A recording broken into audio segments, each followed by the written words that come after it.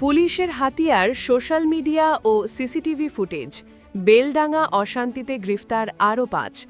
ঝাড়খণ্ডে বেলডাঙ্গার এক সংখ্যালঘু যুবকের মৃত্যুতে গত শুক্রবার উত্তপ্ত হয়ে ওঠে মুর্শিদাবাদের বেলডাঙ্গা।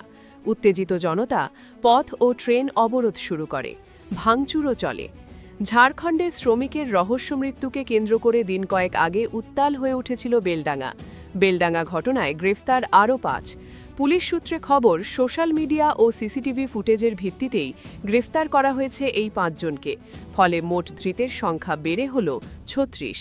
ঝাড়খণ্ডে বেলডাঙ্গার এক সংখ্যালঘু যুবকের মৃত্যুতে গত শুক্রবার উত্তপ্ত হয়ে ওঠে মুর্শিদাবাদের বেলডাঙ্গা। উত্তেজিত জনতা পথ ও ট্রেন অবরোধ শুরু করে, ভাঙচুরও চলে। শুক্রবারের পর শনিবারও উত্তপ্ত হয়ে মুর্শিদাবাদের বেলডাঙ্গা।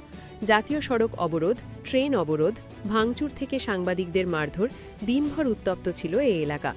অবশেষে অ্যাকশন শুরু করে পুলিশ। পথে নামেন এসপি কুমার সানি রাজ।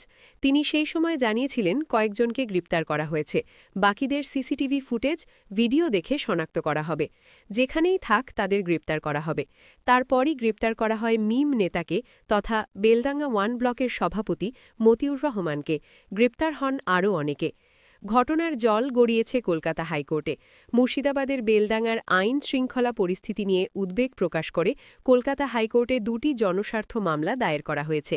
আজ মঙ্গলবার শুনানির সম্ভাবনা। এসবের মাঝে বেলডাঙ্গা কাণ্ডে গ্রেপ্তার করা হয়েছে আরও ৫ জনকে। ধৃতদের নাম নূর আলম, রবিউল ইসলাম, নূর আলম মোল্লা, লাদিম শেখ, তুফাইল শেখ। এ প্রসঙ্গে মুর্শিদাবাদের পুলিশ সুপার কুমার সানি রাজ জানান, সিসিটিভি ফুটেজ ও সোশ্যাল মিডিয়া খতিয়ে দেখে এদের চিহ্নিত করে গ্রেপ্তার করা হয়েছে। মঙ্গলবার দুপুরে ধৃতদের বহরমপুর আদালতে তোলা হবে।